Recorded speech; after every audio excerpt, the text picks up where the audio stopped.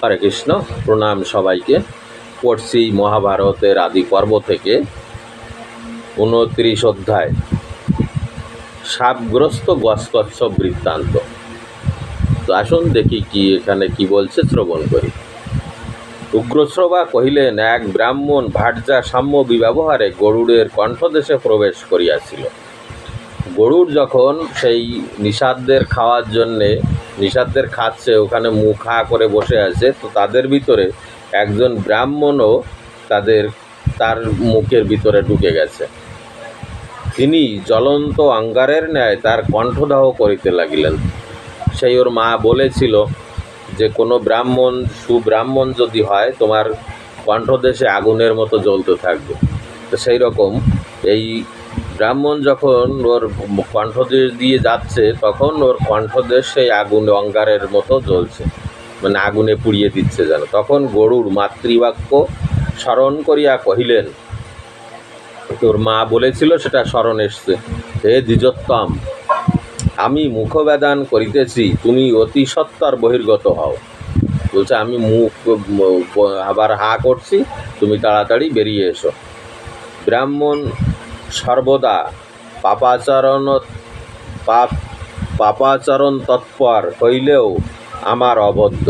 বলল, ব্রাহ্মণ যতই পাপ আচরণ করুক না কেন, আমি তাকে হত্যা করব না, সে আমার হত্যার যোগ্য নয়। ব্রাহ্মণ খগাধিরাজ গরুড়ের এই কথা শ্রবণ করিয়া প্রত্যুত্তর করিলেন, তবে আমার ভার্যা নিষাদিও আমার সহিত বহির্গত হোক। বলল, আমার যে স্ত্রী, সে নিষাদি, সেও আমার সাথে বাইরে আসুক। গরুড় কহিলেন, ভালো, তুমি নিষাদিকে সঙ্গে লইয়া অবিলম্বে আমার আশ্ববিবার হইতে বহির্গত হও। তখন গরুড় বললেন যে ঠিক আছে, তুমি তোমার স্ত্রীকে নিয়েই বেরো, কারণ আমার কণ্ঠদেশ জ্বালা করছে। তুমি এখনও আমার উদরে প্রবেশ করিয়া ভস্মাশেষ হও নাই, তুমি এখনো পর্যন্ত আমার পেটের মধ্যে গিয়ে হজম হয়ে যাওনি, অতএব তাড়াতাড়ি বেরো। অতএব বিলম্ব না করিয়া শীঘ্র আত্মরক্ষা করো, অতএব দেরি করো না, আর তাড়াতাড়ি বেরিয়ে এসো। আমি মুখ বড় আকার আবার করছি, তুমি বেরিয়ে এসো। তখন ব্রাহ্মণ নিষাদির সহিত নিষ্ক্রান্ত হইয়া গরুড়কে সংবর্ধনা করিয়া অভিলাষিত প্রদেশে প্রস্থান করিলেন। তখন ব্রাহ্মণ তার স্ত্রীকে নিয়ে তার গরুড়ের কণ্ঠদেশ থেকে বেরিয়ে এলেন, এসে নিজের প্রত্যাশিত দেশে প্রস্থান করলেন। এইরূপে ব্রাহ্মণ তদীয় ভার্যা নিষাদি বহির্গত হইলে খগরাজ স্বকীয় বক্ষজাল বিস্তার করিয়া প্রবল বেগে অন্তরিক্ষে উত্থিত হইলেন এবং অনতিবিলম্বে স্বীয় পিতা কাশ্যপকে দেখিতে পাইলেন। গরুড় কী করলেন, তখন ওর পেট ভরে গেছে, খাওয়ার পরে আকাশে উড়লেন। আকাশে উড়ে দেখলেন, তার পিতাকে দেখতে পেলেন, কাশ্যপ মুনিকে দেখতে পেলেন। মহর্ষি কাশ্যপ আপন সন্তানের সন্দর্শন পাইয়া কুশল প্রশ্নান্তর জিজ্ঞাসা করিলেন। কাশ্যপও দেখতে পেয়ে চিনতে পারলেন, পেয়ে তার কুশল কেমন আছে, মা কেমন আছে, সব কিছু জিজ্ঞাসা করিলেন। বৎস, মনুষ্যলোকে তোমার পর্যাপ্ত আহার লাভ হইয়া থাকে? বলল, মনুষ্যলোকে তোমার কি খাওয়া দাওয়া ঠিকমতো হয় কি না, সেখানে তুমি খাবার ঠিকমতো পাও কি না, এটা জিজ্ঞাসা করলেন। তখন গরুড় কহিলেন, পিতা, আমার মাতা ও ভ্রাতা কুশলে আছেন এবং আমারও সর্বাঙ্গীন মঙ্গল বটে, কিন্তু মর্ত্যলোকে আমার প্রচুর আহার দ্রব্য প্রাপ্ত হওয়া দুষ্কর হইয়াছে। সবাই কুশলে আছে, কিন্তু সেখানে আমার খাবারের বড় দুষ্কর। আরও কহিলেন, নাগেরা আমাকে অমৃত আহরণ করিতে প্রেরণ করিয়াছে, এবং বললেন যে সর্পেরা আমাকে সেই অমৃত আনার জন্যে পাঠিয়েছে। আমি জননীর দাসীভাব মোচন করিবার নিমিত্ত অদ্য তাহা আনায়ন করিব। আমার মায়ের দাসত্ব মুক্তির জন্য আমি সেটা আনব। মাতা নিষাদগণকে ভক্ষণ করিতে কহিয়াছিলেন, বহু সংখ্যক নিষাদ ভক্ষণ করিয়াছি, তথাপি আমার সমুচিত তৃপ্তি লাভ হয় নাই। আমি আসার সময় আমার মাতা বলেছিল যে তুমি নিষাদদেরকেই খেও, কিন্তু সেটা খাওয়ার পরেও আমার ক্ষুধা ঠিক নিবৃত্তি হয়নি। অতএব হে ভগবান, এক্ষণে অপার কোনো ভক্ষদ্রব্য নির্দেশ করিয়া দিন, যাহা আহার করিলে আমি অমৃত আহরণ করিতে সমর্থ হইব। আপনি অন্য কিছু আর কি খেতে পারি আপনি বলে দিন, যেটা খেলে আমি সেই অমৃত আনতে যেতে পারবো। হে প্রভু, বলবতী ক্ষুদ পিপাসায় আমার কণ্ঠতালু শুষ্ক প্রায় হইয়াছে। আমার ক্ষুধা এতই প্রবল যেন সব কিছু শুকিয়ে আসছে। তখন মহর্ষি কাশ্যপ কহিলেন, বৎস, অনতি দূরে ওই পবিত্র সরোবরটি দেখিতেছ, উহা দেবলোকেও বিখ্যাত। ওই যে দূরে সরোবরটি দেখা যাচ্ছে, এটা দেবলোকেও বিখ্যাত। ওই স্থলে দেখিতে পাইবে এক হস্তা অবমুখ হইয়া, অর্থাৎ নিচের দিকে মুখ করে হইয়া কূর্মরূপী স্বকীয় জ্যেষ্ঠ সহোদরকে আকর্ষণ করিতেছে। কূর্মরূপী যে আছে সে তার জ্যেষ্ঠ সহোদর, তাকে ধরতে যাচ্ছে। উহাদিগের আকারের পরিমাণ ও জন্মান্তরীণ বৈর বৃত্তান্ত আদ্যপন্ত বর্ণনা করিতেছি, শ্রবণ করো। ওরা কারা সেটা বলছি, তুমি শোনো। বিভাবসু নামে অতি কোপন স্বভাব এক মহর্ষি ছিলেন। তাহার কনিষ্ঠ সহোদর মহাতপা সুপ্রতীক ভ্রাতার সহিত এক অন্নে থাকিতে নিতান্ত অনিচ্ছুক। দুই ভাই একসঙ্গে ছিল, কিন্তু তারা একসঙ্গে থাকতে তার অনিচ্ছা। এই নিমিত্ত তিনি আপন জ্যেষ্ঠ ভ্রাতার নিকট সর্বদা পৈতৃক ধন বিভাগের কথা উত্থাপন করিতেন। তার পিতার যা ধন সম্পদ ছিল, সর্বদা তার বড় ভাইয়ের কাছে তার ভাগ চাইতেন, যে আমাকে ভাগ করে দাও, আমি তোমার সঙ্গে থাকবো না, আমি আলাদা খাবো। একদা বিভাবসু ক্রুদ্ধ হইয়া সুপ্রতীককে কহিলেন, দেখো, বিভাবসু আর সুপ্রতীক দুই ভাই, কিন্তু সুপ্রতীক বড় ভাইয়ের সঙ্গে খেতে রাজি নয়। তা পিতার যা ধন সম্পদ আছে সর্বক্ষণ বলেন যে আমাকে এটা আলাদা করে দাও দাদা, আমি তোমার সঙ্গে থাকবো না। তখন বিভাবসু বলছেন, দেখো, অনেকেই মোহপরবাস হইয়া পৈতৃক ধন বিভাগ করিতে অভিলাষ করে, অনেকেই মোহবশত পিতার ধন আলাদা করে নিতে চায়, কিন্তু বিভাগান্তর ধন মদে মত্ত হইয়া পরস্পর বিরোধ আরম্ভ করে। তখন ভাগ করে নিয়ে নিজে নেয়ার পরেও তখন সেই মোহতে পড়ে, ধন সম্পদের মোহতে পড়ে তখন ভাইয়ে ভাইয়ে মারামারি করতে থাকে কোনো কারণ ছাড়াই। স্বার্থপর মূঢ় ব্যক্তিরা স্বীয় ধন অধিকার করিলে শত্রুপক্ষ মিত্রভাবে প্রবেশ করিয়া তাহাদিগের আত্মবিশ্বাস জন্মাইয়া দেয়। এর ফলে তখন শত্রুপক্ষ তাদের ভিতরে প্রবেশ করে তাদেরকে আত্মবিশ্বাস জন্মাইয়া দেয়, নিজের ভাইকেই নিজের ভাই দেখতে পারে না, এবং ক্রমশ দোর দর্শাইয়া পরস্পরের রোষবৃদ্ধি ও বৈরভাব বদ্ধমূল করিতে থাকে। তোমার কাছে গিয়ে বলবে আমার দোষ, আমার কাছে এসে বলবে তোমার দোষ।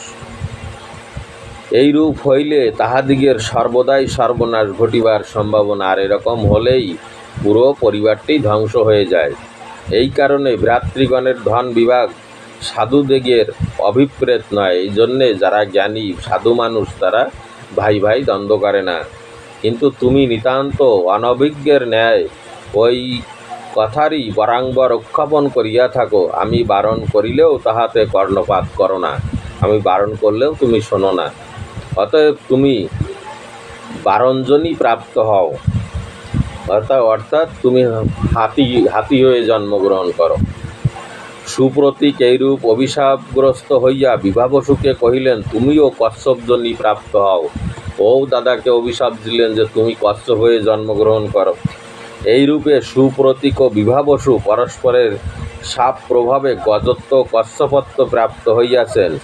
এক্ষণে তাহারা দোষে ত্রিযোগজনই প্রাপ্ত, পরস্পর বিদ্বেষরত এবং শরীরের গুরুত্ব ও বলদর্পে একান্ত দর্পিত হইয়া জন্মান্তরীণ বৈরানুসারে এই সরোবরে অবস্থান করিতেছেন। তারা দুজনেই সেই ক্রোধ সংবরণ করতে পারেনি এবং তারাই এই সরোবরে এখনও বাস করছেন। ওই দেখো, গাজের বৃহঙ্ক্তি শব্দে মহাকায় কশ্যপ সরোবর আড়লিত করিয়া জলমধ্য হইতে সত্তা রক্ষিত হইতেছে। গছ তাহাকে দেখিতে পাইয়া অতি প্রকাণ্ড ষণ্ডদণ্ড আস্ফালনপূর্বক জলে অবগাহন করিতেছে। উহার ছন্দদণ্ড লাঙ্গুল ও পদচতুষ্টের তাড়নে সরোবর বিক্ষোভিত হইতেছে। অতি পরাক্রান্ত কূর্ম মস্তক উন্নত করিয়া যুদ্ধার্থে অভ্যাগত হইতেছে। গজের কলেবর 6 যোজন উন্নত, গজের উচ্চতা 6 যোজন উন্নত ও 12 যোজন আয়ত, কূর্ম 3 যোজন উন্নত ও তাহার পরিধি 10 যোজন। হে বৎস, উহারা পরস্পরের বিনাশে কৃতসংকল্প হইয়া যুদ্ধে মত্ত হইয়াছে। উহাদিগকে ভক্ষণ করিয়া আপনার অভীষ্ট সিদ্ধ কর। যাও, তুমিও ওই মহাগ্রী সাদৃশ্য ঘোররূপী হস্তিকে ভোজন করিয়া অমৃত আহরণ করো। তুমি ওদেরকেই খাও। মহর্ষি কাশ্যপ গরুড়কে ভক্ষদ্রব্য নির্দেশ করিয়া দিয়া আশীর্বাদ করিলেন। দেবতাদিগের সহিত সংগ্রামে প্রবৃত্ত হইলে তোমার শ্রেয় লাভ হইবে। পূর্ণকুম্ভ, গো ব্রাহ্মণ এবং আর যে কিছু মাঙ্গল্য বস্তু আছে সে সকলই তোমার শুভপ্রদ হোক। হে মহাবল পরাক্রান্ত, যৎকালে তুমি দেবতাদিগের সহিত যুদ্ধে প্রবৃত্ত হইবে তখন ঋগ, যজুঃ, সাম এই 3 বেদ যজ্ঞীয় পবিত্র হবি ও রহস্য তোমার বলাধান করিবে। এরা সবাই তোমাদের শক্তি হিসাবে কাজ করবে। গরুড় পিতার আশীর্বাদ গ্রহণ করিয়া অনতি দূরে সেই নির্মল জলপূর্ণ হেরাত দেখিতে পাইলেন এবং তাহাতে নানাবিধ জলচর পক্ষী সকল কলরব করিতেছে দেখিলেন। তখন তিনি পিতৃবাক্য স্মরণ করিয়া এক নখে গজ ও অপর নখে কচ্ছপকে গ্রহণ করিয়া সত্তর আকাশপথে উত্থিত হইলেন। তখন গরুড় তার 2 পায়ের নখ দিয়ে এক পায়ে কচ্ছপকে এবং এক পায়ে হাতিকে ধরে আকাশে উঠলেন। অনন্তর অলম্ব নামক তীর্থে সমুপস্থিত হইয়া দেববৃক্ষগণের উপরে আহরণ করিতে ইচ্ছা করিলেন। বিটপী মণ্ডলী গরুড়ের পক্ষ পবনে আহত হইয়া শাখাভঙ্গ ভয়ে শঙ্কিত ও কম্পিত হইতে লাগিলেন। সেই গাছেরাও ভয় পাচ্ছে যে আমার উপরে বসলে আমি ভেঙে পড়ব। বিহঙ্গরাজ সেই অবিষ্ট ফলপ্রদ দিব্য সুবর্ণময় তরুদিগকে ভঙ্গ ভয়ে কম্পিত দেখিয়া অতীব উন্নত অন্যান্য বৃক্ষের সমীপে গমন করিলেন। সেই পরম রমণীয় বৃক্ষগুলির সুস্বাদু ফল সকল কাঞ্চনময় ও রজতময়, শাখা সমুদায় প্রবালময় এবং উহাদিগের মূলদেশ সর্বদা সাগর জলে প্রক্ষালিত হইতেছে। তন্মধ্যে অত্যচ্চ এক বট বিটপী পক্ষীরাজ গরুড়কে আগমন করিতে দেখিয়া কহিল, হে গরুত্তন, তুমি আমার এই 100 যোজন বিস্তীর্ণ অতি প্রকাণ্ড শাখায় উপবেশন করিয়া গজকচ্ছপ ভক্ষণ করো। এদের মধ্যে একটি বট বৃক্ষ, তার 100 যোজন তার শাখা, বলল যে তুমি আমার এই শাখায় বসে এই গজকচ্ছপ ভক্ষণ করো। মহীধর তুল্য কলেবর পতগেশ্বর প্রবল বেগে বহু সহস্র পক্ষী সেবিত সেই বৃক্ষ শাখায় আরোহণ করিবা মাত্র তাহা ভগ্ন হইল। গরুড় সেখানে বসা মাত্রই সেটি ভেঙে পড়ল। গরুড়ের অমৃতহরণের পরের পর্বে তো এটা এই পর্যন্তই আছে, এটা এইখানেই রাখলাম। এর পরের পর্বে দেখি কি বলছে। হরে কৃষ্ণ।